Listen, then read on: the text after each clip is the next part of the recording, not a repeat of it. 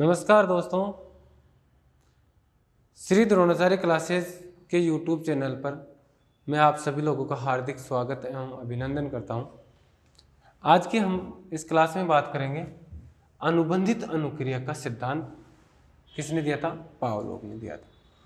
और मैं सभी को, प्यारे मित्रों और विद्यार्थियों को बता देता हूं कि इससे संबंधित और भी वीडियो में डाल चुका हूं। पावलोव के सिद्धांत से संबंधित संपूर्ण सिद्धांत को समझा चुका हूं। वो वीडियो अपने यूट्यूब चैनल पर आपको मिल जाएगा।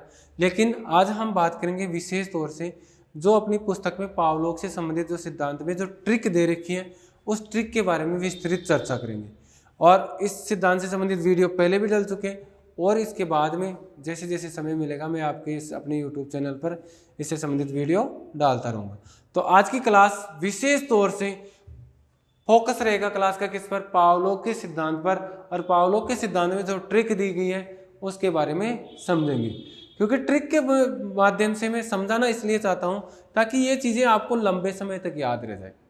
जो चीज़ें रटने वाली होती हैं, समझने वाली चीज़ें अलग होती है। साइकोलॉजी में कुछ चीज़ों को याद करना पड़ता है, तो वो याद करने वाली चीज़ों को आज समझेंगे। और याद करने वाली चीज़ों के बारे में मैं बता देता हूँ कि वो डायरेक्ट हम रटेंगे नहीं, उनको थोड़ा थोड़ा साथ में क्या करते जाएंगे, समझते भी जाएंगे। ठीक है ना? तो देखो, पावलोव ने अधिगम का कौन सा सिद्धांत दिया था? अनुबंधित अनुक्रिया का सिद्धांत। कौन सा सिद्धांत दिया था? अनुबंधित अनुक्रिया का सिद्धांत। यानी अनुक्रिया तो हो रही है, अनुक्रिया किसको देखकर होती है? हमेशा उद्दीपक को देखकर होती है। किसको देखकर होती है? उद्दीपक को देखकर होती है। लेकिन वो अनुक्रिया हो रही है, वो किसके आधार पर हो रही है? पावलोव के सिद्धांत में जोर दिया अनुबंधित अनुक्रिया, यानी कि अनुबंधन शब्द को इस सिद्धांत में जोड़ा गया है। तो मैं बता देता हूं अनुबंधन कैसे जोड़ा गया है कि जब जो भी अधिगम के सिद्धांत रहा है उसके सबके कुछ न कुछ उद्देश्य रहे हैं और उन्हीं उद्देश्यों को प्रतिपादित या उन्हीं उद्देश्यों को साबित करने के लिए प्रयोग किया गया है। तो पावलोव के सिद्धांत में अलग उद्देश्य है, थॉर्नडाइक के सिद्धांत के अलग उद्देश्य थे, कोहलर के सिद्धांत के अलग उद्देश्य थे। जैसे थॉर्नडाइक के सिद्धांत के उद्देश्य थे कि प्रत्येक व्यक्ति प्रयास एवं त्रुटि द्वारा सीखता है या अभ्यास द्वारा सीखता है। कोहलर के सिद्धांत के उद्देश्य थे कि प्रत्येक व्यक्ति किसके द्वारा सीखता है? अनुभव के द्वारा या सूझ के द्वारा सीखते हैं। लेकिन पावलोव कहता है कि प्रत्येक व्यक्ति अनुबंधन के द्वारा सीखता है। किसके द्वारा सीखता है? अनुबंधन के द्वारा सीखता है। यानी कि पावलोव ने अपने सिद्धांत को समझाने के लिए प्रयोग किया था। किस पर किया था प्रयोग किया था? कुत्ते पर। क्योंकि पावलोव में बता देता हूं एक मनोवैज्ञानिक नहीं था, जबकि एक मनोचिकित्सक था। क्या था? मनोचिकित्सक। और पावलोव ने अपने सिद्धांत में बताया था कि प्रत्येक व्यक्ति अनुबंधन के माध्यम से सीखता है। और पावलोव ने कहा था स्वाभाविक उद्दीपक, दो प्रकार के उद्दीपकों को काम में लिया गया है यहाँ पर। एक तो स्वाभाविक उद्दीपक, एक अस्वाभाविक उद्दीपक। कौन सा? अस्वाभाविक उद्दीपक। स्वाभाविक उद्दीपक तो यहाँ पर भोजन, और अस्वाभाविक उद्दीपक की बात करें तो यहाँ पर था क्या? घंटी।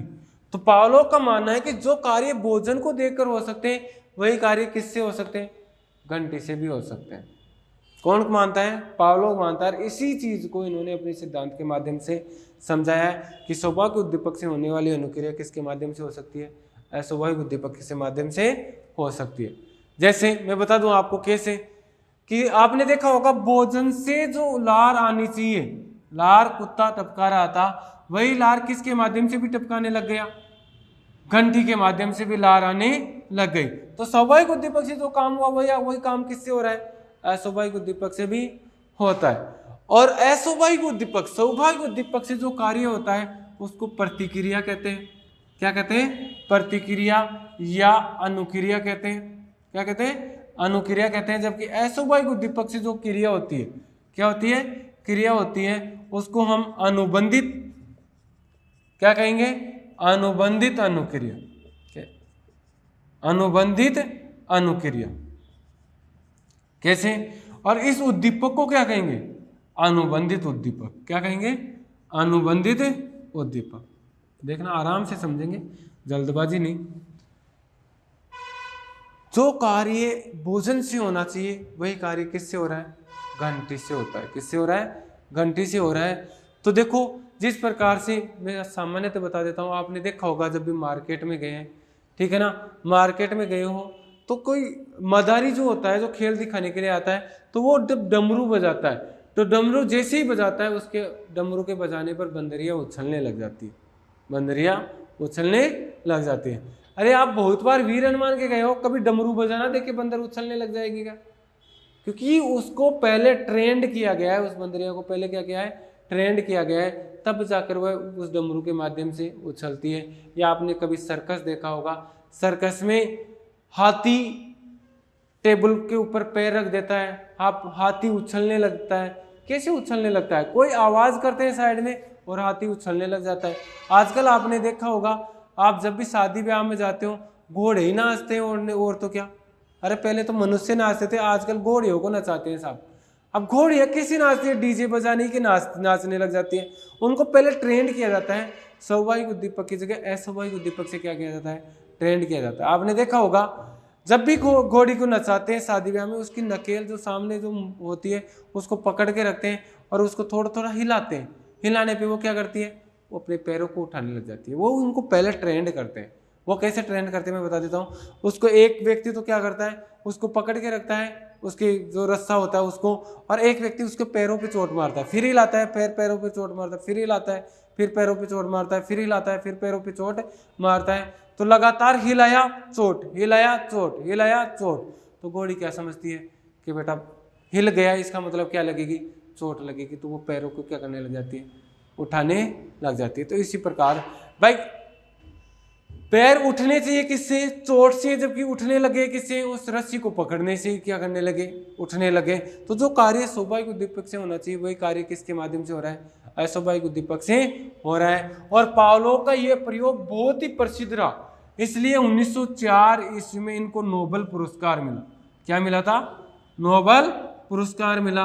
अब यहाँ पर एक क्वेश्चन उठता है कि नोबेल पुरस्कार किस क्षेत्र में मिला था।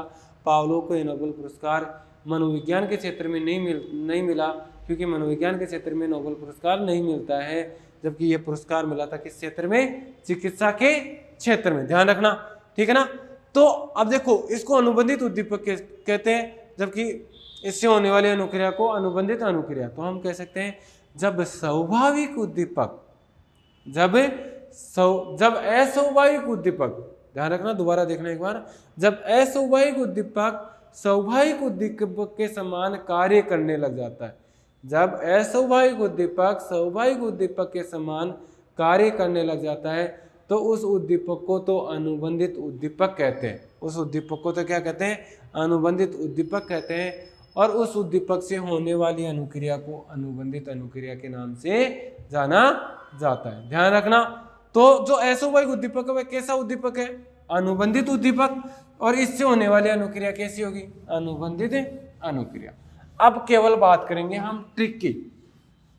किसकी बात करेंगे, पावलोव से संबंधित ट्रिक की, ठीक है। और बाकी आपको अपने इस YouTube चैनल पर वीडियो मिल ही जाएंगे। तो देखो एक बार पूरी ट्रिक लिख देता हूं मैं आपके सामने। पर्चा, क्या, पर्चा, दृश्य निर्माण त्याग की पुनरावृत्ति ही संसार है। दृश्य निर्माण त्याग की पुनरावृत्ति ही संसार। इतनी ही समझेंगे पहले। दृश्य निर्माण त्याग की पुनरावृत्ति क्या है, संसार है। क्या मिला, पर्चा। अरे हुआ क्या, मैं बता देता हूँ आपको। थोड़े दिनों पहले एक सत्संग था, मेरे को भी नहीं पता था। उस सत्संग में एक साधु महात्मा ने लिखा था, एक पर्चा बांटते हैं। अरे जो भी कोई काम करते हैं तो क्या बांटते हैं, पहले पर्चा बांटते हैं कि ये ऐसा कार्य होगा साहब। उस पर्चे में बहुत ही बढ़िया लाइन लिखी हुई थी कि पर्चा मिला, क्या मिला, पर्चा। और उसमें लिखा था दृश्य निर्माण त्याग की पुनरावृत्ति संसार है। कि इस संसार में दृश्य यानी कि जो दिखाई देती है, जिनका निर्माण हुआ है, जिनका निर्माण हो चुका है, उन सबको, सबकी त्याग, उन सबको त्याग करेंगे। उसी का नाम ही पुनरावृत्ति क्या है, संसार। कि जो भी समस्त वस्तुएं, समस्त मनुष्य वगैरह, समस्त पशु प्राणी जो दिख रहे हैं, वो सभी दिखाई देने वाले हैं। उनका जिनका निर्माण हो चुका है, वो सभी क्या एक दिन क्या हो जाएंगे, उनकी क्या होगी, पुनरावृत्ति। वो मिट जाएंगे, फिर से दोबारा आएंगे, फिर मिट जाएंगे, फिर से दोबारा आएंगे। और ये क्रमबद्ध रूप में चलता रहता है, फिर निर्माण, फिर खत्म, फिर निर्माण, फिर उनका समाप्त हो जाती है। और यही पुनरावृत्ति संसार का क्या है, नियम है। आप इस संसार में आए हो तो क्या हमेशा के लिए हो, हमेशा के लिए नहीं है। पानी है, क्या वह एक ही चीज एक ही रूप में हमेशा रहेगा, नहीं। देखो पानी है, पानी बर्फ में बदल गया, बर्फ में बदलने के बाद भाई पहले बर्फ, बर्फ से पानी, पानी से वाष्प, वाष्प से फिर पानी, हमेशा जो दिखाई देता है उसका पुनरावृत्ति होती रहती है, और उसी का क्या नाम है, संसार है, संसार का नियम है। तो ये चीज पावलो को समझ में आ गई, यार क्या लेना देना है, कितनी मेहनत करते हैं, एक न एक दिन समाप्त होना है। तो उन्होंने इस सांसारिक मोह माया से छूटने के लिए, सांसारिक मोह माया से छूटने के लिए बहुत सारे प्रयोग, जैसे ईश्वर की भक्ति वगैरह करने लग गया। तो वो कहता है अतः, वह संसार से मुक्ति पाने के लिए क्या कहता है, अतः अनुकूलित क्लासिकल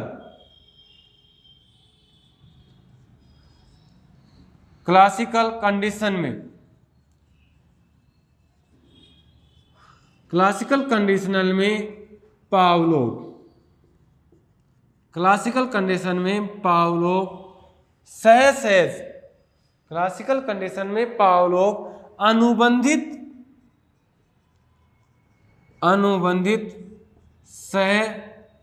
सहज प्रयोगों की स्थापना करता है, सहज प्रयोगों की स्थापना करता है। यानी कि अनुकूलित, भाई जिस भी प्रकार से मेरे को मोक्ष मिल जाए, अनुकूलित क्लासिकल कंडीशन में पावलोव अनुबंधित किसी भी प्रकार से सहज प्रयोगों की स्थापना करता है। कभी ईश्वर की आराधना करता है, कभी किसको मानता है कि मेरे को इस सांसारिक मोह माया से छुटकारा मिल जाए, ठीक है ना। तो अतः अनुकूलित क्लासिकल कंडीशन में पावलोव अनुबंधित सहज प्रयोगों की स्थापना करता है। तो ये उस पर्चे में लिखा हुआ था, और वही चीज मैं आपको बता दिया। अब देखो एक बार, पैसे क्या बना, पावलोव, क्या बन गया, पावलोव। रह से कहाँ का रहने वाला था, रूस का रहने वाला था, ध्यान रखना। पावलोव कहाँ का रहने वाला था, रूस का रहने वाला था। नोबेल पुरस्कार कब मिला, 1904 ईस्वी में। कब मिला था, 1904 में। पर्चा से पैसे पावलोव, रह से रूस, चा से 1904, ठीक है ना। ये इसके हैं क्या, शैक्षिक महत्व, क्या है, शैक्षिक महत्व। और ये इसके क्या है, उपनाम, क्या है, उपनाम। अतः अनुकूलित क्लासिकल कंडीशन में पावलोव अनुबंधित सहज प्रयोगों की स्थापना करता है। तो सबसे पहले हम देखते हैं किसके बारे में, इसके उपनाम के बारे में देखते हैं, ठीक है ना। अब बीच में लिखूंगा मैं, अब एक बार ध्यान से देखना, ऊपर वाले को मिटा देता हूं, ये आ गई साहब, बीच में अपनी ट्रिक आ गई। अब इसके देखते हैं उपनाम, क्या देखते हैं, उपनाम। उपनाम देखना एक बार। अनुकूलित, तो अनुकूलित से क्या बन गया, अनुकूलित अनुक्रिया का सिद्धांत, अनुकूलित अनुक्रिया का सिद्धांत। भाई स्वाभाविक उद्दीपक की जगह किसको, अस्वाभाविक उद्दीपक को अनुकूलित कर लिया, इस कारण इस सिद्धांत को कहते हैं अनुकूलित अनुक्रिया का सिद्धांत। या इसको हम थोड़ा सा ऐसे भी कह सकते हैं, अनुकूलित अनुबंधित अनुक्रिया का सिद्धांत के नाम से भी जाना जाता है। अनुकूलित अनुक्रिया का सिद्धांत के नाम से किस सिद्धांत को जाना जाता है, पावलोव के सिद्धांत को जाना जाता है। नेक्स्ट देखो, क्लासिकल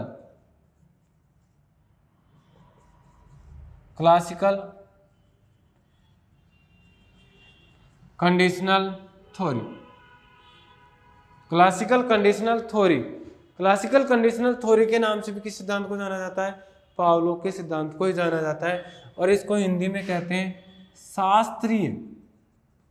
शास्त्रीय अनुबंधन का सिद्धांत, शास्त्रीय अनुबंधन का सिद्धांत, कि प्राचीन शास्त्रों में भी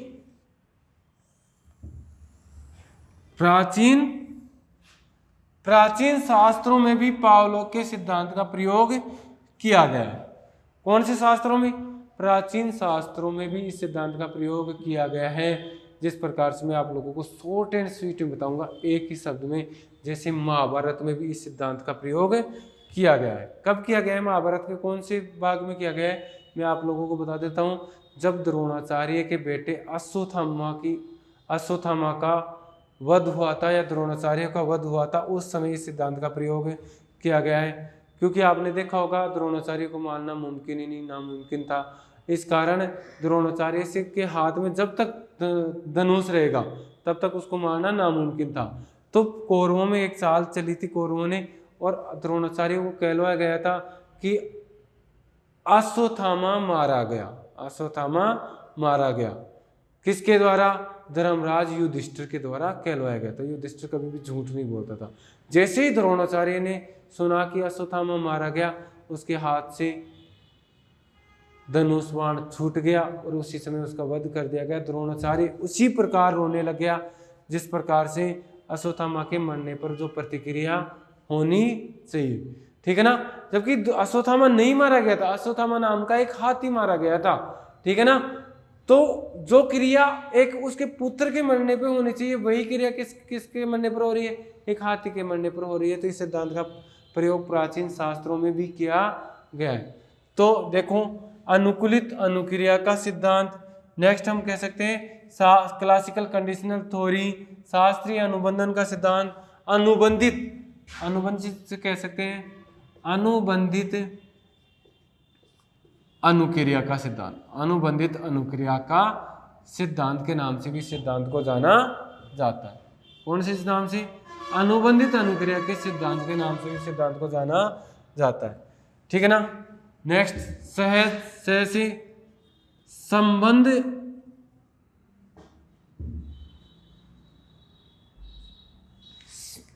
इसको कहेंगे सहसे संबंध अनुबंधन का सिद्धांत या संबंध अनुक्रिया का सिद्धांत। संबंध अनुक्रिया का सिद्धांत, संबंध अनुक्रिया के सिद्धांत के नाम से भी किसको जानते हैं? इसी सिद्धांत को जाना जाता है। नेक्स्ट कहेंगे सहज अनुबंधन, सहज अनुबंधन का सिद्धांत। सहज अनुबंधन का सिद्धांत के नाम से भी सिद्धांत को जाना जाता है। पैसे परंपरागत प्रयोगों से हम बात करेंगे। किससे? प्रयोग से पैसे परंपरागत अनुबंधन का सिद्धांत, परंपरागत अनुबंधन का सिद्धांत। परंपरागत अनुबंधन का सिद्धांत कह सकते हैं, नहीं से कह सकते हैं कि प्राचीन परंपरा से ये सिद्धांत चलता आ रहा है। नेक्स्ट कह सकते हैं प्रतिवादी अनुबंधन का सिद्धांत। प्रतिवादी अनुबंधन का सिद्धांत के नाम से भी इसी सिद्धांत को जाना जाता है, ठीक है ना। इसके बाद में हम बात करें थोड़ी सी और महत्वपूर्ण रहे हैं। प्रयोग आ गया स्थापना। कौन सा? स्थापना। तो प्रतिवादी अनुबंधन का सिद्धांत कौन सा हो गया? प्रतिवादी अनुबंधन का सिद्धांत। तो स्थापना से कहेंगे अधिगम का प्रतिस्थापन अनुबंधन का सिद्धांत। अधिगम का प्रतिस्थापन अनुबंधन का सिद्धांत। प्रतिस्थापन से मतलब एक उद्दीपक के स्थान पर दूसरे उद्दीपक का क्या कर दिया गया था? प्रतिस्थापित कर दिया गया था। इस कारण अधिगम का प्रतिस्थापन अनुबंधन का सिद्धांत भी इसी सिद्धांत को कहते हैं। नेक्स्ट बात करें, इसको भी उद्दीपक प्रतिक्रिया का सिद्धांत। उद्दीपक प्रतिक्रिया, अरे सामने उद्दीपक थी, घंटी भी उद्दीपक था और भोजन भी क्या था? उद्दीपक था। तो उद्दीपक प्रतिक्रिया का सिद्धांत कौन सा? उद्दीपक प्रतिक्रिया। तो इसको हम कहेंगे उद्दीपक अनुबंधित प्रतिक्रिया का सिद्धांत। उद्दीपक अनुबंधित प्रतिक्रिया का सिद्धांत। तो स्टिमुलस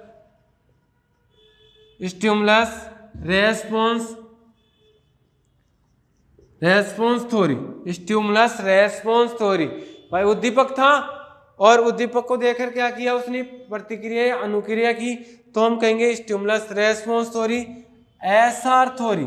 शॉर्ट में कह सकते हैं नहीं कह सकते, एसआर थ्योरी। आप कहोगे गुरुजी थॉर्नडाइक भी एसआर, कोहलर भी एसआर और पावलोव भी क्या एसआर। हाँ, तीनों ही किससे संबंधित है, एसआर से संबंधित है।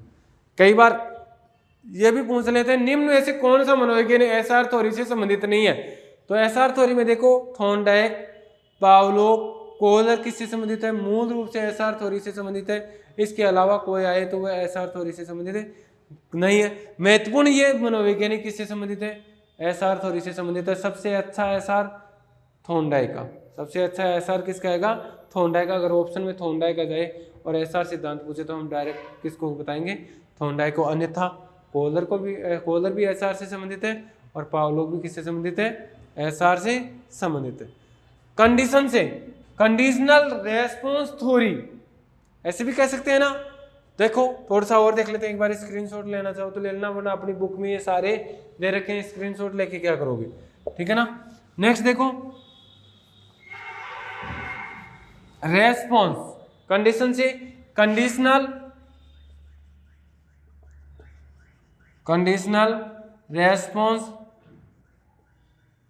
Response theory, conditional response theory, तो हम इसे सीआर थ्योरी भी कह सकते हैं। क्या कह सकते हैं, सीआर थ्योरी भी कह सकते हैं, या इसे हम क्या कहेंगे, टाइप एस अनुबंधन। क्या कहेंगे, टाइप एस अनुबंधन के नाम से भी इस सिद्धांत को जाना जाता है। तो ये तो हो गए इसके क्या अपने उपनाम, क्या हो गए उपनाम। अब बात करते हैं हम किसके, इसके शैक्षिक महत्व,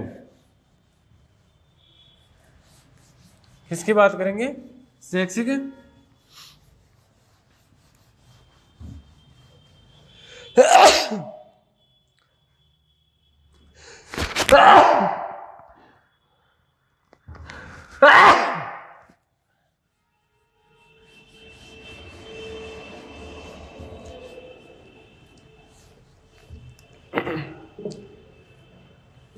चलो जी, ये प्राकृतिक है, मेरे को आती रहती है छींके वगैरह, ठीक है ना। और आती है तो 2-4 साथ ही आती है, क्योंकि मेरे जितने भी रिश्तेदार हैं ना वो सभी एक साथ याद कर लेते हैं, तो छींक तो आना स्वाभाविक है, क्योंकि मैं सबसे चहेता हूँ उन सभी के लिए, क्या हूँ, चहेता हूँ। और इतने सारे विद्यार्थी हैं, कभी कोई ना कोई तो याद कर ही लेता है, तो छींक तो आ ही जाती है, ठीक है। चले नेक्स्ट बात करते हैं, शैक्षिक महत्व। शैक्षिक महत्व हो सकता है आप में से कि कोई ने याद किया हो, इसी कारण आ गई होगी, ठीक है ना। शैक्षिक महत्व में था दर्शन, निर्माण, त्याग की पुनरावृत्ति ही संसार, पुनरावृत्ति संसार है। दर्शन, निर्माण, त्याग की पुनरावृत्ति ही संसार, ये अपना क्या है, इसके शैक्षिक महत्व, ठीक है ना। तो देखो दर्शन, निर्माण, त्याग की पुनरावृत्ति ही संसार, दर्शन, निर्माण, त्याग की पुनरावृत्ति ही संसार।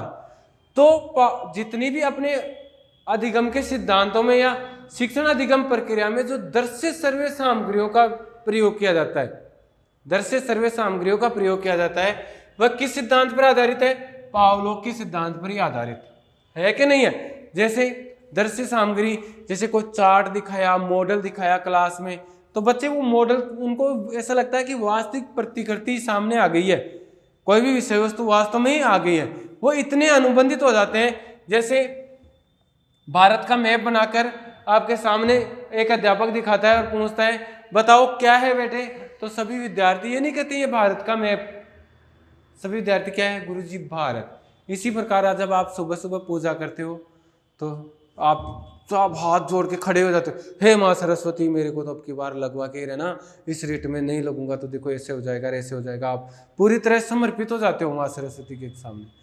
अरे आपको नहीं पता, वो आप इतने अनुबंधित हो चुके कि माँ सरस्वती की जो फोटो है उसी को आप क्या समझ रहे हो, माँ सरस्वती समझ रहे हो, क्योंकि आप इतने अनुबंधित हो गए, आप इतने भावनात्मक रूप से उसके साथ जुड़ चुके हो कि आप उसकी फोटो में और उस माँ सरस्वती में कोई अंतर ही नहीं पता, ठीक है ना। तो दृश्य सर्वे सामग्रियों का प्रयोग अपनी शिक्षण दिगम प्रक्रिया में किस सिद्धांत पर आधारित है?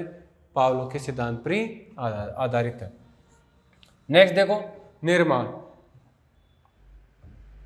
एक बालक में या जितने भी व्यक्तियों में अच्छी आदतों का निर्माण और बुरी आदतों का त्याग इसी सिद्धांत के आधार पर किया जाता है। अच्छी आदतों का निर्माण बार बार वही करवाएंगे तो बालक में अच्छी आदतों का निर्माण हो जाता है। तो अच्छी आदतों का निर्माण और बुरी आदतों का त्याग किस सिद्धांत पर आधारित है? इसी सिद्धांत पर आधारित है। नेक्स्ट देखो, पुनरावृत्ति से संबंधित जितने भी प्रश्न हो, यानी कि कोई भी कार्य को स्वाभाविक उद्दीपक और अस्वाभाविक उद्दीपक से अनुबंधित करके बार बार पुनरावृत्ति करवाई जाती है, तो वह सबस्त उदाहरण किसके होंगे? पावलो के होंगे। किसके होंगे? पावलो के होंगे। जैसे फॉर एग्जाम्पल मैं बता देता हूं आपको, एक बच्ची स्कूल से आती है, स्कूल से आने के दौरान अपना बैग बिस्तर पे रख देती है और अंदर चला जाती है। माँ देखती है कि बेटी आ गई और बैग को कहाँ फेंक दिया? बिस्तर पर फेंक दिया। माँ आती है, बच्ची से बोलती है कि इसको उठाकर टेबल पे रख दो। दूसरे दिन फिर बच्ची आई, स्कूल से आते ही अपना बैग बिस्तर पे रख दिया। फिर माँ आती है, बच्ची से बैग उठवाती है और टेबल पर रखवाती है। फिर तीसरे दिन बच्ची आई, बैग बिस्तर पे फेंकती है, माँ वापस आकर उसको उठवाकर कहाँ रखवाती है? टेबल पे रखवाती है। चौथी दिन बच्ची स्कूल से आती है और डायरेक्ट टेबल पे ले जाके बैग रख देती है। तो जितने भी पुनरावृत्ति पर आधारित जितने भी प्रश्न है वो सब के सब किससे संबंधित है? पावलो के सिद्धांत से संबंधित ही है। ठीक है ना। और मैं बता दूं आपको थोड़ा सा, जितनी भी ट्रिक दी गई है उनको अच्छी तरह समझाया गया है। आप लगातार इनको देखें। विषय वस्तु बहुत ही आसान सरल लैंग्वेज में, ठीक है ना। एनसीईआरटी माध्यमिक शिक्षा बोर्ड अलग से आपको पढ़ने की जरूरत नहीं है। प्लस बीएड में जितनी भी बुक चलती है वो पढ़ने की जरूरत नहीं है, क्योंकि सब आ गया है इसी बुक में। एमएड, एमए, ठीक है ना। तो संपूर्ण विषय वस्तु अपनी बुक में सम्मिलित की गई है। और कम से कम गारंटी के साथ कहता हूँ, अगर आप अच्छी तरह पढ़ोगे तो कम से कम मैं बता दूँ आपको 27 से 28% तक इस बुक से मिल जाएंगे। ठीक है। धन्यवाद दोस्तों।